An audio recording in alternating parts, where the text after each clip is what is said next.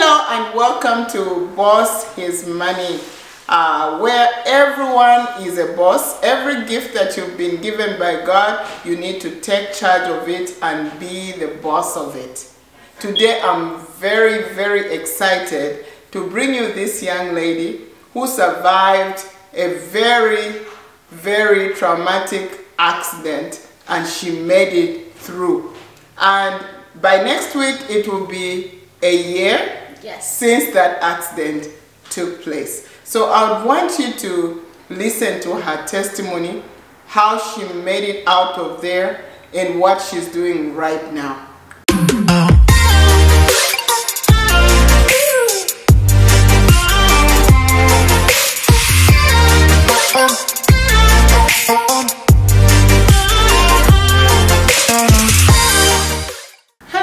Hi, how are you? Good. That's good. Say hello to my audience. I'm sure they would like to know who you are. Hi, I'm Nicole. How are you guys? Yes, so Nicole is here to share with us her testimony of how she survived this accident. Maybe we'll just start from the beginning. Okay. What really happened?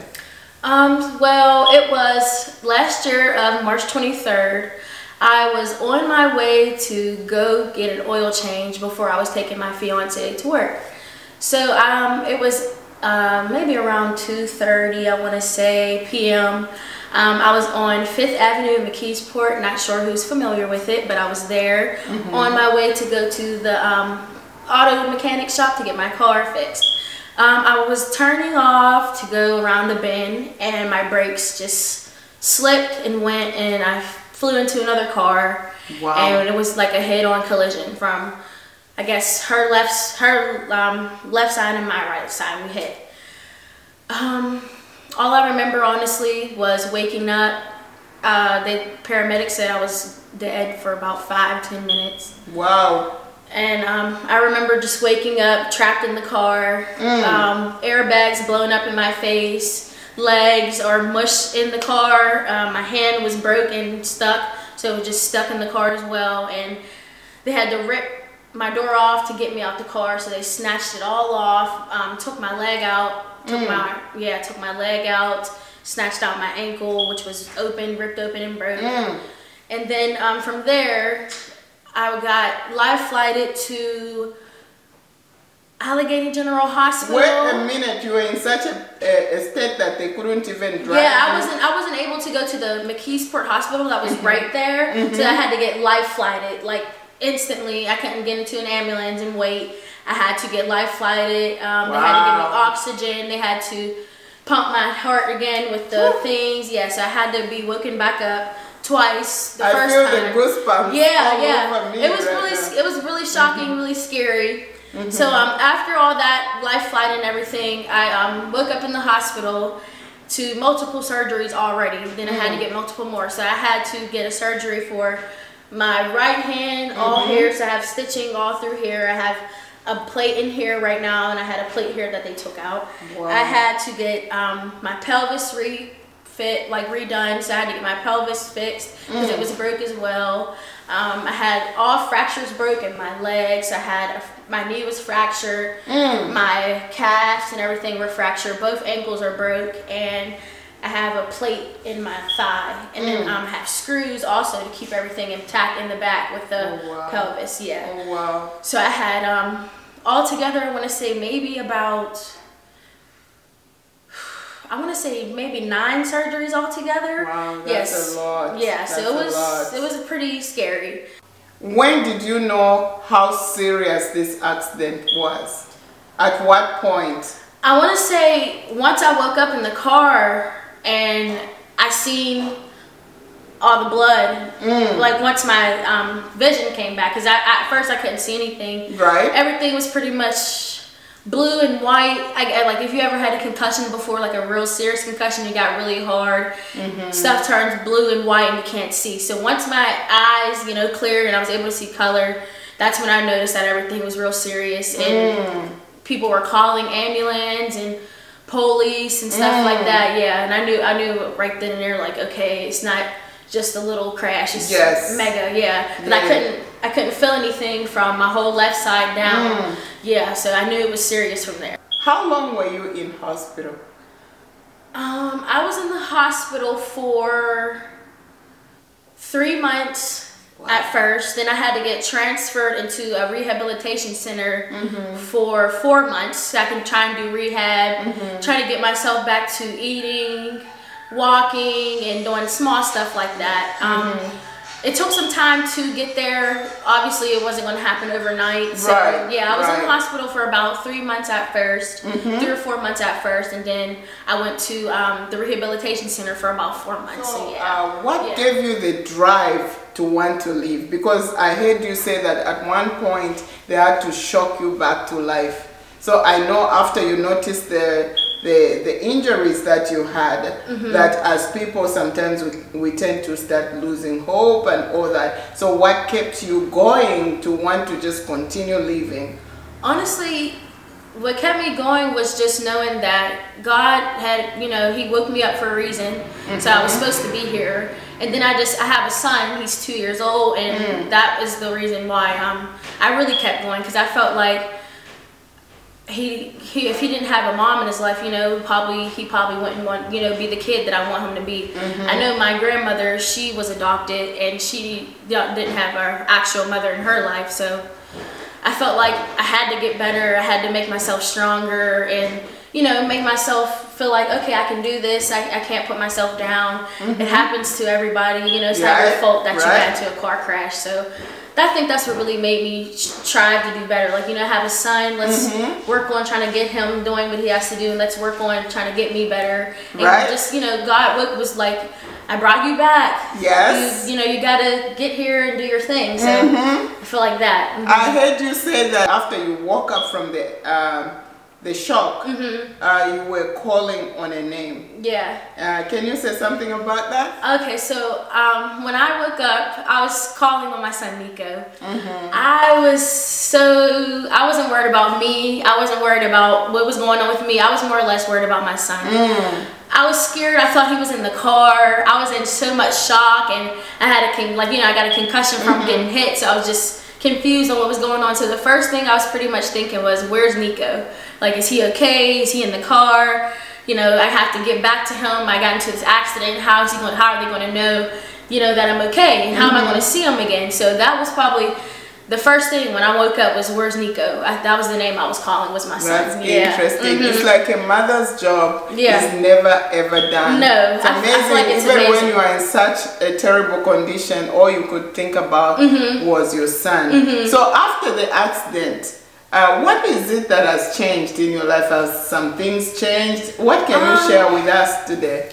After the accident, I would say not much has changed. Some stuff obviously is a lot different for me because I have a bad leg, and I never had a bad leg before I broke anything. So some stuff is different. Like, I can't dance as much as I used to, but I can still move, which is, I'm happy I can still do that.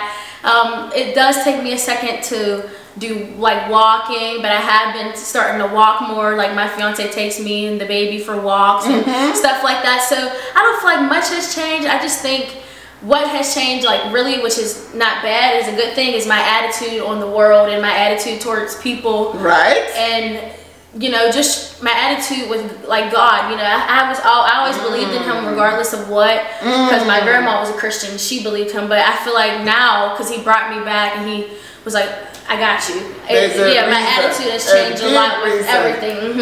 So I just like try to look at the world in a different perspective, because it's like I could have not have been here, honestly.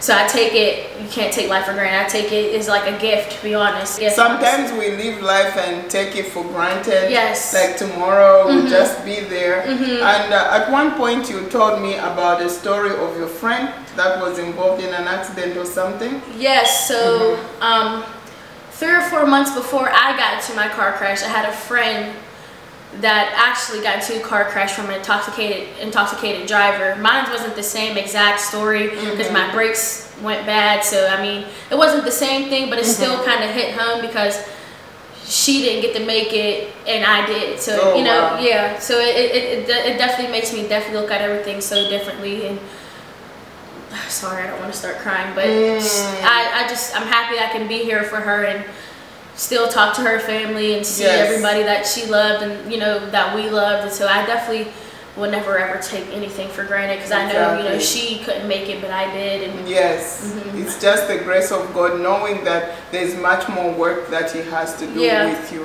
So that's what I always think too. I always think that. You say that your car hit in another car. What happened to the other people in the other car?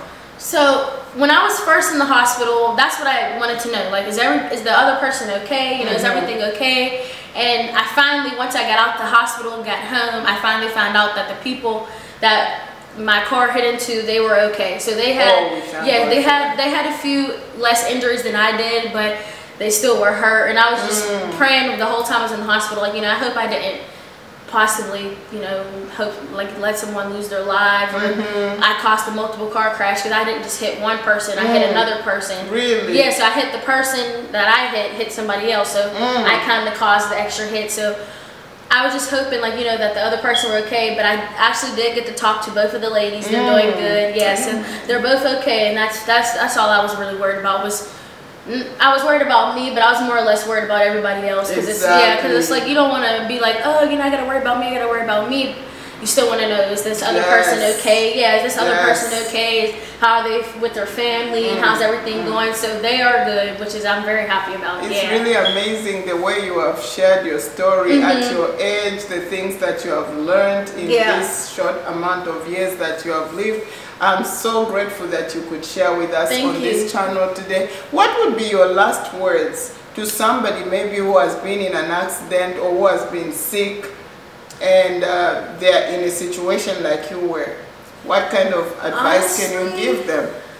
It took me some time to figure out, you know, what I was going to do after this situation, because it's obviously a big situation. Like, I have multiple fractures in different places, and a lot of things happen, but the thing I would say is, honestly, just put your faith in God and trust that He can help you. Because I remember I was in the hospital and I was talking to someone, and I was like, why did this have to happen to me? You know, I'm not a strong person, I can't do this. You know, I was really depressed, and I do battle depression, so I try to keep myself happy. But I had a lady tell me, you know, God gives His battles to the strongest warriors. And from there, I took it like, you know, just feel like you're a strong warrior, feel like you can do whatever. And if He gives you a second chance, you should take a second chance, honestly.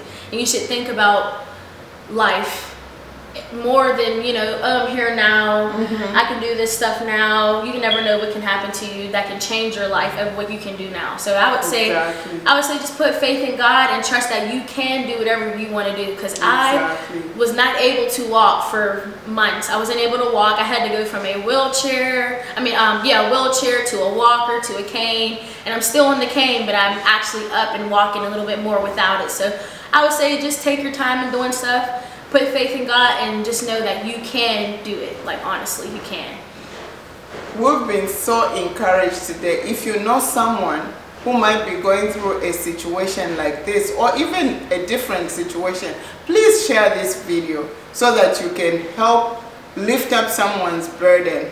Because in sharing, there's a lot that happens. Yes. I've had a few people that my mom was friends with, you know, call me and check up on me and just tell me, like, you know, we're happy you're here, and we're happy you're doing okay, and we've been seeing your progress, and your mom's been telling us everything and sending us pictures. So just know that, you know, life is not over for you if you do have an illness, or if you dig into a car crash, or even, you know, smaller stuff than just that. Like, you know, you still have a chance to do whatever you want to do. Just take your time at it, and just, you know, put it in God's hands and trust that He will help you, honestly. Like, I didn't think that I would even be here to tell my story today. So thank you so much for watching, and please leave us a comment, a thumbs up. We appreciate you. Thank you, Nicole, for coming. You're welcome. Thank you, guys.